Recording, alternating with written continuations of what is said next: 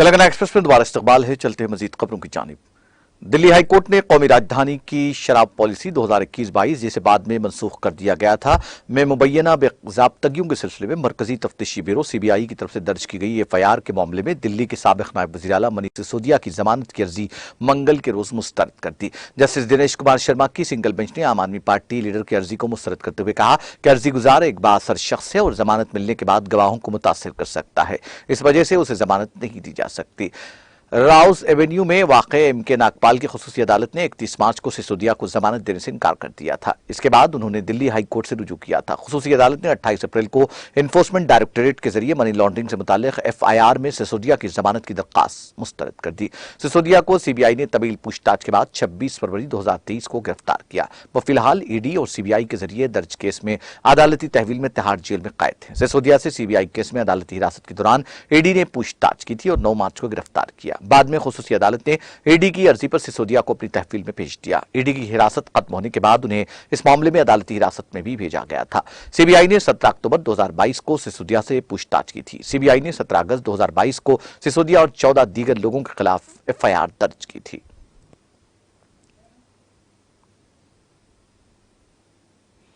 राजस्थान में कांग्रेस हुकूमत ने असातिज़ा की भर्ती का पेपर लीक होने के मामले में बरतरफ वाइस प्रिंसिपल अनिल कुमार मीना के प्रमोशन ऑर्डर जारी करने के सिलसिले में 3 अफसरान को मुअत्तल कर दिया है। रियासती हुकूमत की तरफ से सिलसिले में पीर के रोज जारी करदा हुक्म के मुताबिक सेक्शन ऑफिसर बराए महकमा जाती तफ्तीश Preeti Jalopiya, section officer establishment AB section Sandeep Jain और कायम मुकाम principal Mahatma Gandhi government higher secondary school Bhamri Sarohi Harish Parmar को वाइस प्रिंसिपल से प्रिंसिपल के ओहदे पर तरक्की देने का पोस्टिंग ऑर्डर जारी करने में गलती की वजह से सरकारी फराइज के अंजामदही में लापरवाही और बेहिसी के लिए फौरी तौर पर मुअत्तल कर दिया है। हुक्म के तहत इन अफसरान को ज़ाब्तों के मुताबिक गुजारा भत्ता अदा किया जाएगा और मुअत्तली की मुद्दत के दौरान उनका मुकाम joint director school education department Jaipur होगा।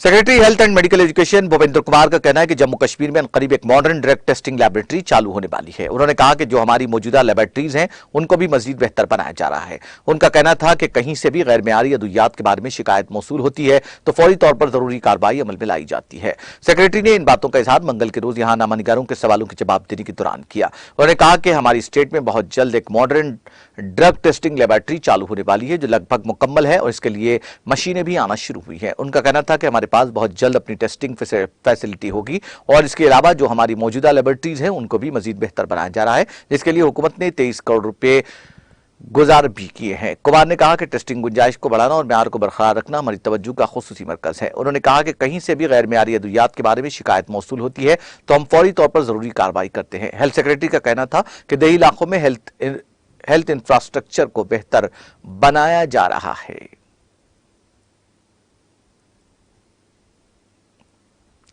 जम्मू जिले के झाझर कोटली इलाके में मंगल की सुबह एक दिलदोज सड़क हादसे में 10 अफराद की मौत जबकि 55 दीगर जख्मी हो गए। बताया जाता है कि जम्मू के झाझर कोटली इलाके में अमृतसर से कटरा जा रही एक गाड़ी गहरी खाई में जा गिरी जिसके नतीजे में कम से कम 10 अफराद की बरसर मौका मौत वाक़ हो गई जबकि 55 दीगर जख्मी हो गए। उन्होंने बताया कि जख्मियों को गवर्नमेंट मेडिकल कॉलेज और अस्पताल जम्मू मुंतकिल किया गया। एसएसपी जम्मू चंदन कोहली का कहना है कि बचाव ऑपरेशन लगभग मुकम्मल हो चुका है और एसडीआरएफ टीम भी जाए वाक़े पर मौजूद है। बताया जाता है कि गाड़ी में गुंजाइश से ज्यादा मुसाफिर सवार थे। उन्होंने कहा कि वाक़या पेश आते ही पुलिस जाए वारदात पर पहुंच गई और जख्मियों को अस्पताल मुंतकिल किया गया। इसी दौरान एसएसपी जम्मू चंदन कोहली जाए वारदात पहुंच गए और बचाव ऑपरेशन का जायजा लिया। जम्मू कश्मीर के जिले राजौरी में एक रिहायशी मकान पर धावे के दौरान पुलिस ने 31 मोबाइल फोन, 1,16,000 नकद, 2 वजन करने वाली इलेक्ट्रॉनिक मशीनें, 11 ग्राम हेरोइन जैसे मवाद और कुछ मुश्तबा मवाद बरामद किया। पुलिस तर्जुमान ने अपने बयान में तफसीलात फराहम करते हुए कहा कि डीएसपी हेडक्वार्टर मुदस्सिर हुसैन की सरबराही में पुलिस की एक टीम ने कस्बा राजौरी के नबन महल्ले में एक रिहायशी मकान पर धावा किया। उन्होंने कहा कि धावा एक एग्जीक्यूटिव मजिस्ट्रेट की मौजूदगी में किया गया। बयान के मुताबिक यह धावा अजीज अहमद और सोनू चीनी के घर मारा गया।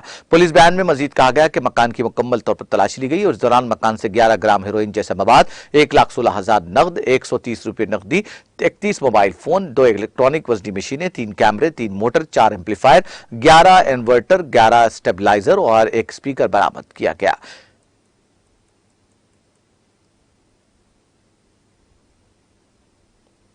लीबिया के मिसराता की अदालत ने दहशतगर्द ग्रुप दाइश के 23 अरकान को मौत की सजा सुनाई, जबकि 14 दीगर को उम्र कैद की सजा सुनाई। यह इत्तला मुकामी मीडिया ने पीर की देर शाम को दी।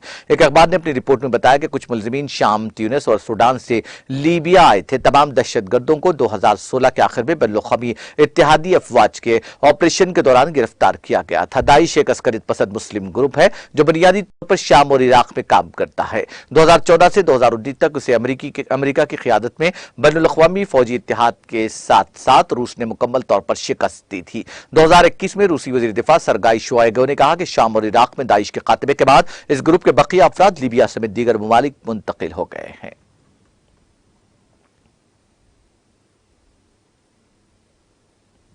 यूक्रेन की पार्लियामेंट ने कौमी सलामती और दिफाई काउंसिल के ईरान के खिलाफ 50 साल के लिए पाबंदियां आयद करने के फैसले की तौसीक कर दी है।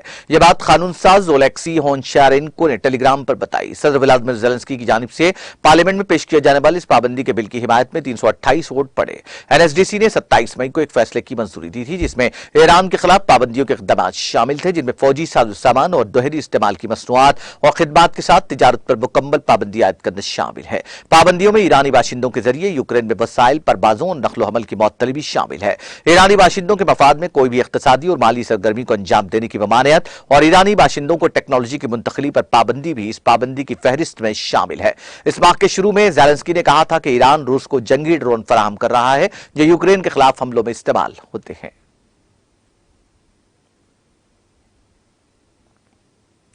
चीन ने मंगल को शिंजो 16 इंसान बरदार खलाई जहाज लॉन्च किया, जिसमें 3 खलाबाजों को 5 माह के मिशन के लिए रवाना किया गया। खलाई जहाज को शुमाल मगरबी चीन में जियोक्वान सैटेलाइट लॉन्च सेंटर से लॉन्ग मार्च 2F कैरियर रॉकेट के जरिए लॉन्च किया गया।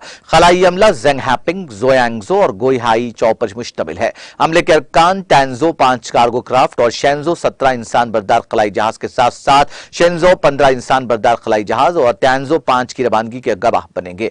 सरकारी खबर रसां एजेंसी जेनवा के मुताबिक चीन का मकसद 2030 तक चांद पर पहली इंसान बरदार लैंडिंग हासिल करना है और चांद की साइंसी तहकीक और मुतालिका तकनीकी तजर्बात करना है।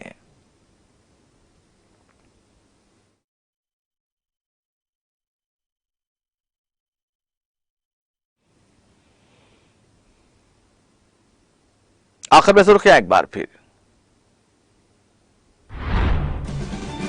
लोकसभा निशिस्तों की असर नौहदबंदी के सबब जुनूबी हिंद के साथ नाइंसाफी, तमाम जुनूबी हिंद के अवाम और लीडरों से इज्तिमाई तौर पर आवाज उठाने वजीर KTR की अपील। कांग्रेस और बीजेपी तेलंगाना में इख्तिदार का देख रहे हैं ख्वाब। नलगुंडा कैंप ऑफिस में सरनशीन काउंसिल सुखेंदर रेड्डी का मीडिया से खिताब।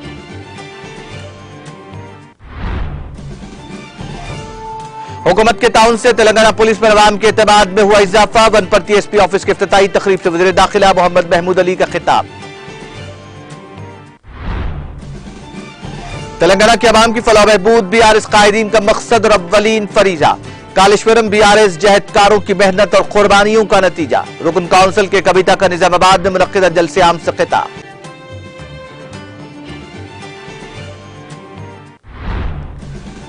कांग्रेस और बीजेपी ने निकाला मुल्क का दिवालिया। शादनगर हल्के में 162 करोड़ के तरक्याती कामों के इफ्तिताही तकरीब से वजीर श्रीनिवास गौड़ का खिताब। तेलंगाना हुकूमत लाइब्रेरियों को तरक्की देकर अजमत रफ्ता कर रही है बहाल। लाइब्रेरी की जदीद इमारत के तामीरी कामों के आगाज के बाद वजीर श्रीनिवास यादव का खिताब। वनपर्ती के आजमीन हज के लिए टीका अंदाजी प्रोग्राम का इनेकाद। रियासती मुद्रा मोहम्मद महमूद अली, निरंजन रेड्डी ने की शिरकत। आजमीन को पिलाई खुराक।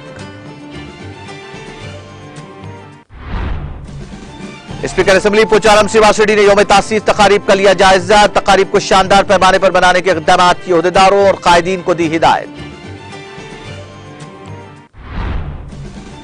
और तेलंगाना के कई अजला में वक्फे से गरज चमक और तेज हवाओं के साथ बारिश। वारंगल, खम्मम, करीमनगर, जगतियाल, नलगुंडा और महबूबाबाद में जबरदस्त बारिश रिकॉर्ड। आइंदा 3 दिन तक मजीद बारिश की पेश क़ियासी।